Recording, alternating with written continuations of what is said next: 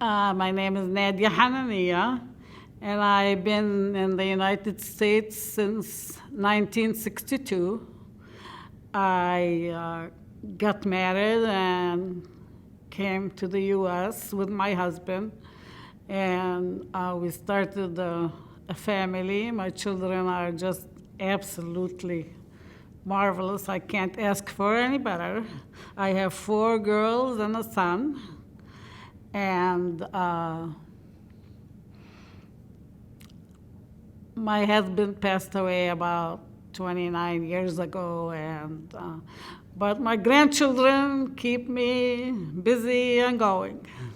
They are the joy in my heart and the light in my eyes. I am the oldest of 8 children. My father was Mahfouz Agal, and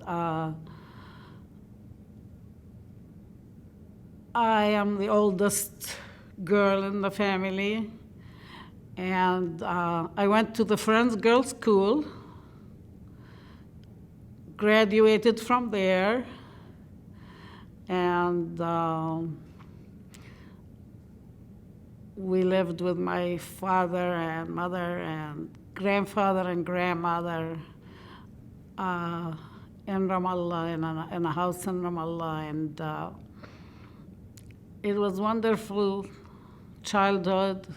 I always remember it with fondness in my heart. I was treated like a queen in my house.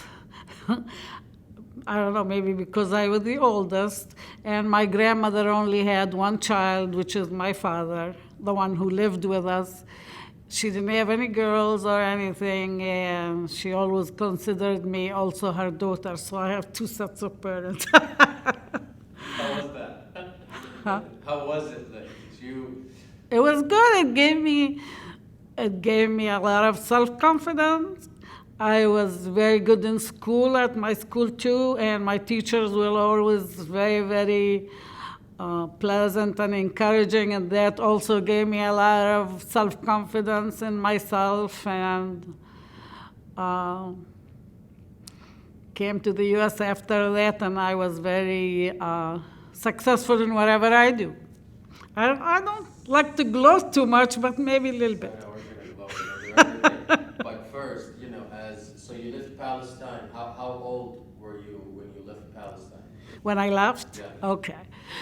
I graduated from the Friends Girls School in 61, and my husband had came to ask for my hand about 3 months before graduation.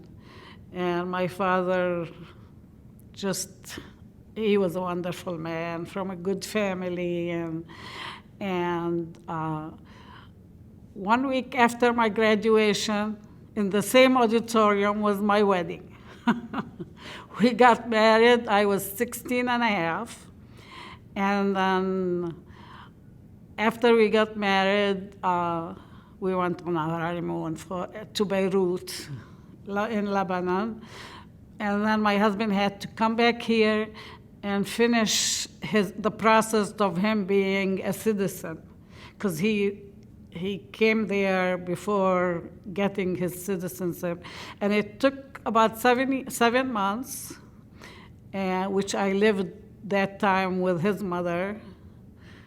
And after 7 months, I came to the U.S. I was maybe a little over 17. Like I said, I felt like the privileged child, and I would go to school every day, of course, and then I was allowed to hang around with my friends. All my friends were, because being in the Friends Girls School, or the people who are attending there, it takes a lot of tuition to go into that school. So all my friends were kind of I hate to say that, but the elite of Ramallah. And I was allowed to hang around with them. We went to the famous ice cream shop in Ramallah. It's called Rukab, after school, and I participated in a lot of after school activities, I belonged to the journalism class, the acting, the drama class, and the choir.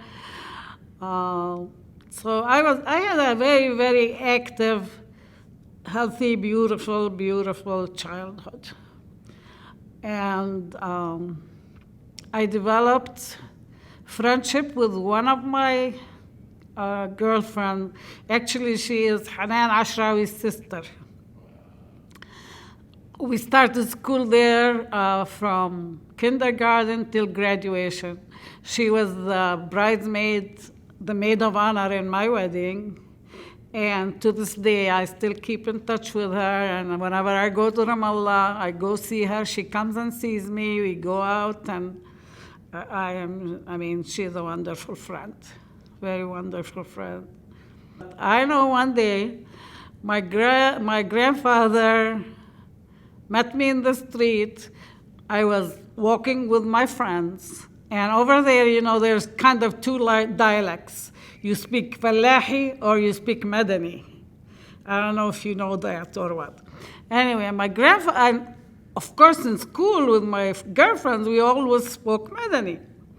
And then my grandfather approached me, and he started to talk to me in Fallahi, because my little sister was lost, and he's asking me if I saw her. And because he was talking in Fallahi, I refused to answer him or talk to him.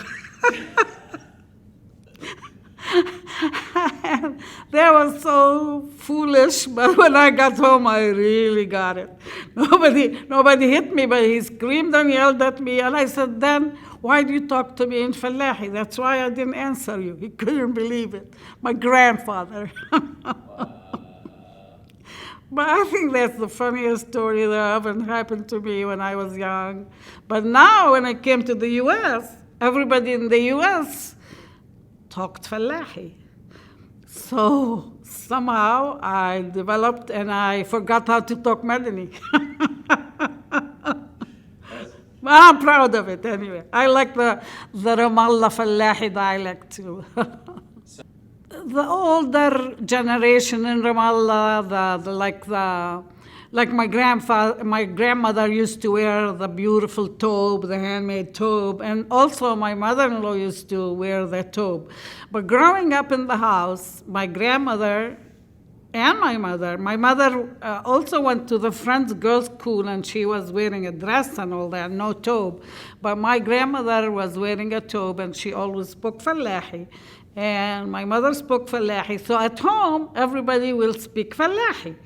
But in school, all my friends, like I said before, they're like the kind of, Madani, and they're all well-to-do, well provided for. And we spoke the Madani. But the native Ramallah people, the older generations especially, they all talk Fallahi. Nowadays, you don't hear anybody talking Fallahi.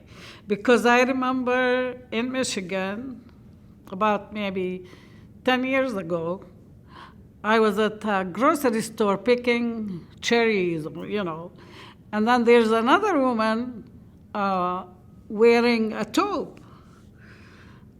And she was talking Fallahi, and I was talking to, she was talking Madani, and I was talking to her in Fallahi. I'm wearing the dress and the modern clothes, and she's wearing the tobe, and because nowadays nobody talks Fallahi. She's wearing the tobe, talking Madani, and I am talking Fallahi. So what happened? Why? Because when I came to this country, to the U.S., all the people that were Arabic from Ramallah and everybody I came in contact with, they all talked Fallahi. And I kind of let go of the Madani totally. And how do you feel? There is no Fallahi now in Ramallah. When I go home, when I go to Ramallah, mostly everybody that I get in contact with speak Madani. But there is a few, like when I go ala al-hisbah sometimes with my sisters, there are few talk Fallahi, so I relate to them. I speak Fallahi with them. Yeah, so But they all speak Madani now, believe it or not, all of them. But again, when I graduated and came to this country, everybody here was really surprised because I knew how to read, write, and speak English perfectly. Because at the French school at that time, all our classes were in English. Algebra, geometry, arithmetic, everything was in English, and most of our teachers were from the Quakers of Indiana, because it's a Quaker school. The French Girls' School was a Quaker school in Ramallah. And we had a few teachers that were Arabic, but most of them were American, and all of my subjects, English literature, everything, were taught to me in English. So when I graduated, not just me, my whole class, when we graduated, and the classes after us and before us, they knew how to speak English perfectly. So I had no trouble coming here, understanding the people and asking questions. And to be honest with my feelings, when they told me, you have to get married, you're gonna get married, not you have to. I kind of fought it a little bit. I didn't want to. I had one of my teachers worked very hard to get me a full ride scholarship to the AUB, the American University of Beirut. And my father said, no, you're getting married. And that really, really upset me. But that's the way it was there, back there. And of course, I have 5 other sisters. So we are 6 sisters and 2 brothers. I come from a large family. So they said, that's it. We waited until you graduated high school. It's enough, you're getting married. And then you asked me about how, when I first came to this country, if I tell you it wasn't hard, it was hard. Because I really didn't know him that well, my husband, what I'm saying. I didn't know the people here. It's a new country, even though I spoke the language, but it's a new country, new culture, new tradition, new everything. And if I say it wasn't hard, it would be a lie. It was very, very hard. Some days I found myself crying because I want my friends, I want my carefree life, but you get adjusted, and maybe it gave me a stronger identity. I mean, not identity, stronger personality for coming here and adjusting and adapting. And then we started a family, and I have 5 children, and that kept me busy for a long, long time. How old were you when you had your first child? I was 19 years old when I had my first child, Kathy, and I was done with having 5 children at age 27. You were really busy. I was busy, and it took a lot of time and energy and hard work and cleaning and cooking and ironing and going to school with them, like the school activities. But we did it, and it was, I always felt like I should write a book. Well, of course, you always have like a lot of frustration. You are overwhelmed, and but my children turned out wonderful. They're all college educated. My son is an attorney. He's an attorney and a CPA, which is a great combination. And my youngest child is a doctor of pharmacy. She has a PharmD degree. And the other 3, they all got college educated, BA. They didn't go further. They're all married successfully, except one, she has a divorce. I don't know if I should do that. Maybe you'll edit that. How's your Canadian? Huh? You're Canadian like you? Oh, my daughter-in-law? Yeah. My Canadian, oh, my in-laws. Yeah. Yes, yes, yes. Yes, I have wonderful in-laws. My son married a beautiful young lady, and my daughters, they're all married. Two of them, three of them married doctors, actually. One of them got a divorce, but the other two, they have wonderful children. And I have 13 grandchildren. Wow. And they are also the joy in my heart.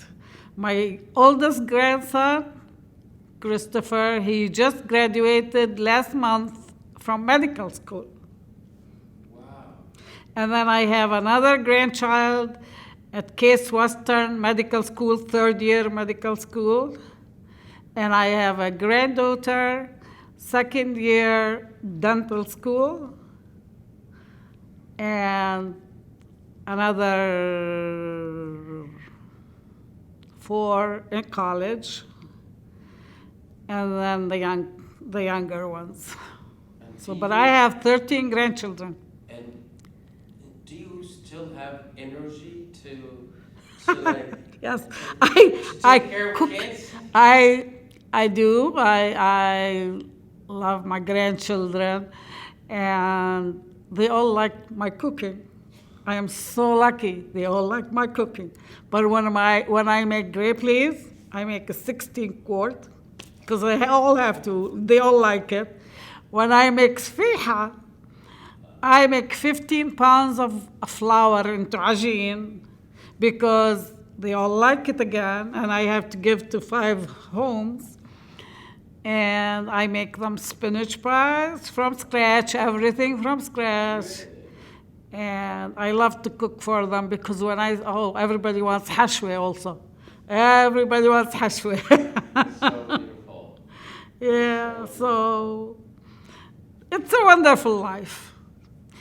I don't know if I said my husband died 29 years ago. He was young. I was in my 40s when he died, and right after one of my daughters were working in the human resources at Michigan National Bank, and she said, "Come on, you're not going to sit moping in the house and doing nothing. Come on and apply for a job." So I said, "Oh, come on, I'm not qualified. I never worked in my life, and I don't know how to deal with the bank and computer." And she said, "They'll train you." And they sure did. They hired me, trained me, and I worked for 17 years in the banking system. And the reason I left is my youngest daughter, she had 3 daughters, and she had really one after the other. And when she had the last one, she needed help.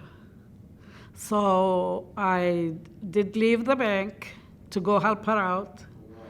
And there was like a special bond between me and the little baby until today. The baby better know now that The baby is now 12.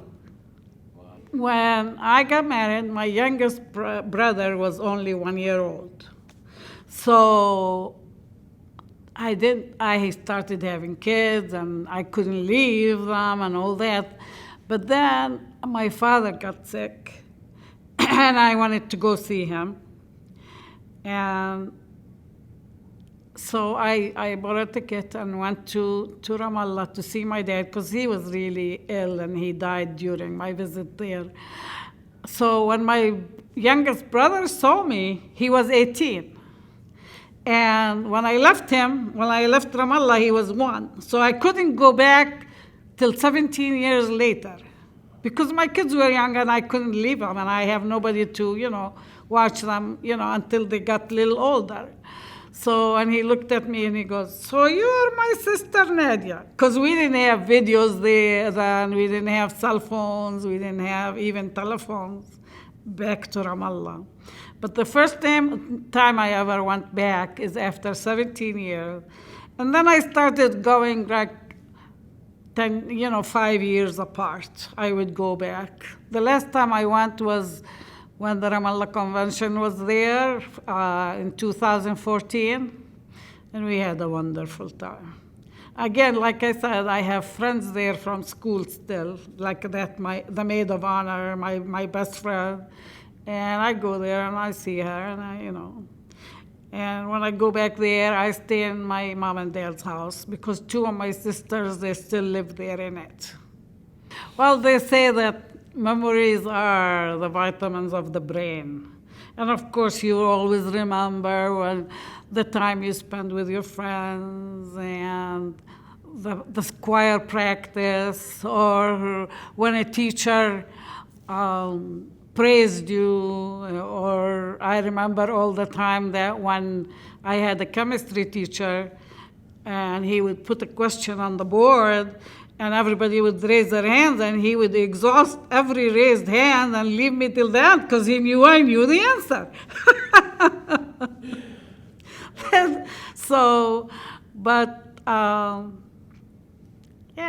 You remember, and again, when I go back, it's just, I love it. You will never let go of the country you're born in and the country you were raised in, even though I didn't stay much there, 17 years, but still I grew into adulthood there. I remember the house where I used to sleep. I still say, I had my own room, the smallest room in the house. My father's house is big, like it has 4 or 5 rooms. And the room I slept in, because I'm by myself, one bed, they stored the olive oil in it.